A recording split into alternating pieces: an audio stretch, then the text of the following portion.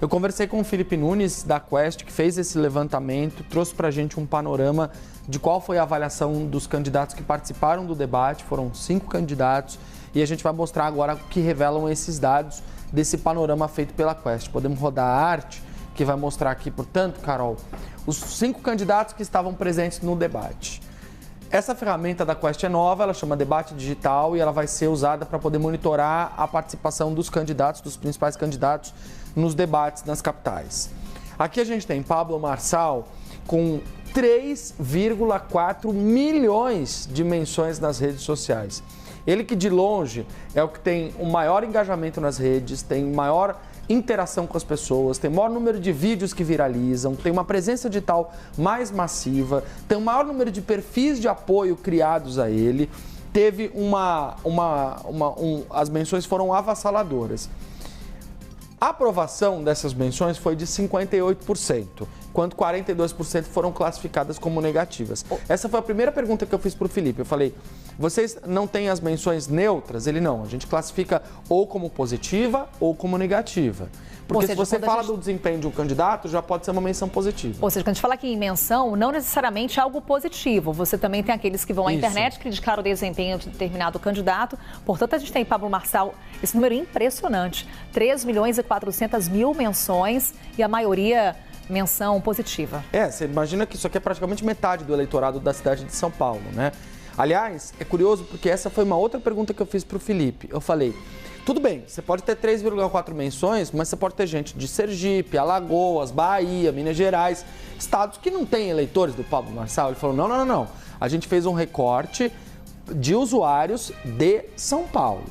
E ainda falando sobre o Pablo Marçal, e uma outra pergunta que ele me esclareceu foi o seguinte, nas estratégias eleitorais, muitas vezes o uso de robôs nas redes sociais, que pulverizam recortes de vídeo, informações sobre candidatos, e isso pode interferir na campanha eleitoral. E ele me disse que, na análise deles, eles levaram em consideração somente aquilo que parecia orgânico, que eles não são uma ferramenta de caçar bots, mas que, de fato, a análise levou em consideração as menções mais orgânicas. Então, por isso, é um número mais real do que se fosse, por exemplo, por um robô.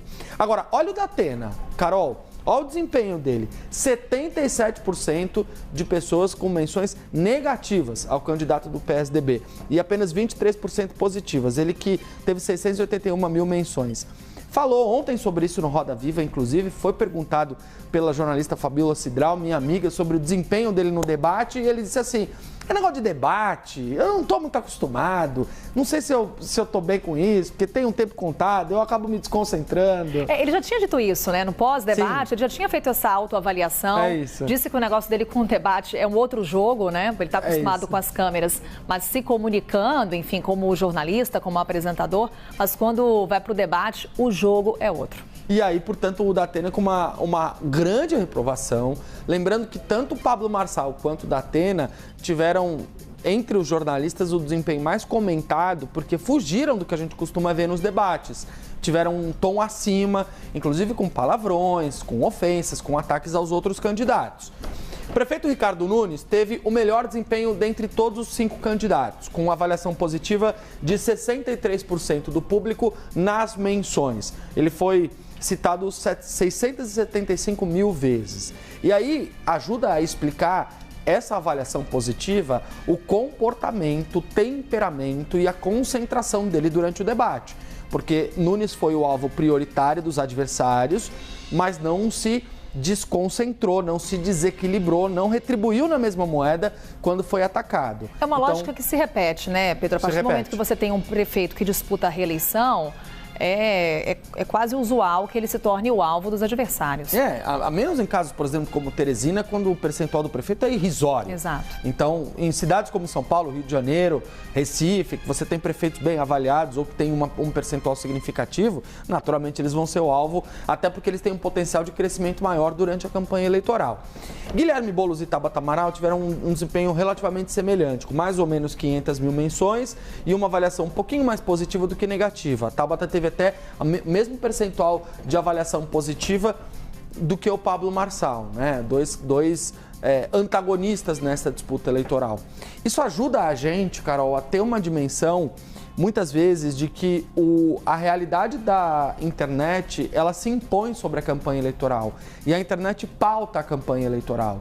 Então, quando você tem aqui, se você for olhar, 3 milhões e 400 mil menções, mais 600, aqui já são 4 milhões, 5 milhões, quase 6 milhões de menções, somente sobre esses 5 candidatos, somente sobre o debate de São Paulo, você vê que, de fato, as pessoas na cidade de São Paulo entraram na campanha eleitoral. A campanha eleitoral se tornou um tema de debate na cidade de São Paulo. E aí, consequentemente, você tem uma maior atenção a cada passo desses candidatos e um maior cuidado também das campanhas para garantir que agora, valendo, com a bola rolando, eles não cometam nenhum erro, né? Tem um ponto de preocupação que muitos analistas políticos, cientistas políticos destacam, é que, por conta das redes sociais, por vezes, o debate eleitoral fica muito limitado e comprometido.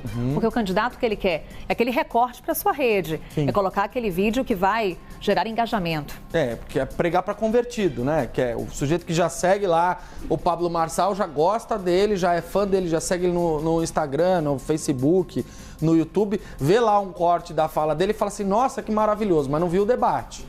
Porque se tivesse visto o debate, talvez tivesse uma opinião diferente. Então isso obviamente interfere. Só que da mesma forma que é usado para poder exaltar os candidatos, os cortes também são usados para poder acusar, apontar problemas dos candidatos. Então, trouxe esse panorama para a gente poder entender duas coisas importantes. Primeiro, campanha eleitoral, eleições em São Paulo já é um assunto nas redes sociais, já está pautando o debate na internet.